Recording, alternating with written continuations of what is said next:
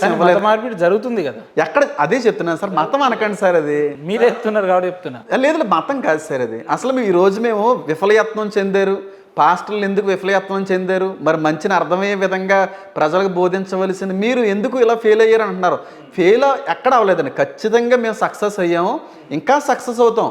క్రైస్తవ్యాన్ని ఈ దేశంలో కొంతమంది ఎంత తొక్కేయాలనుకుంటే, మనోహర్ దాస్ గారు ఎంత తొక్కేయాలనుకుంటే అంత పైపైకి లేచిపోద్దండి క్రైస్తవ్యం. క్రైస్తవ్యం జోలికి రావడం చాలా తప్పండి. దాన్ని అనగదొక్కేద్దాం అనుకుంటే, దాన్ని లేకుండా రూపు మాపలు లేకుండా చేసేద్దాం అనుకుంటే ఇంకా ఎక్కువగా అది విజృంభిస్తుంది తప్ప క్రైస్తవ్యాన్ని మాపేటువంటి మనిషి లేడు, రాలేడు. అంటే భారతదేశంలో క్రైస్తవ్యాన్ని డామినేట్ చేసేంతగా లేదు కదా, ఎక్కడ కనిపిస్తుంది, ఎక్కడుంది ఎక్కడుందండి? మీరే అంటున్నారు మత మార్పిడి. ఇప్పుడు కొంతమంది రాధా మనోహర్ దాస్ గారు లాంటి వాళ్ళు వచ్చిన తర్వాత చాలామంది హైందువులకి ఒక మంచి సాఫ్ట్ కార్నర్ ఉండేదండి క్రైస్తవం మీద, క్రిస్టియానిటీ మీద.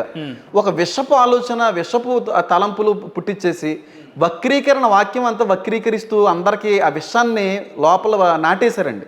ఈరోజు ఒక క్రైస్తుడు బయటికి వెళ్తుంటేనే ఇష్టానుసారంగా మాట్లాడుతూ గొర్రె అంటున్నాడండి. ఆయన ఎవరండి గొర్రె అనడానికి తెలియగలుగుతానండి?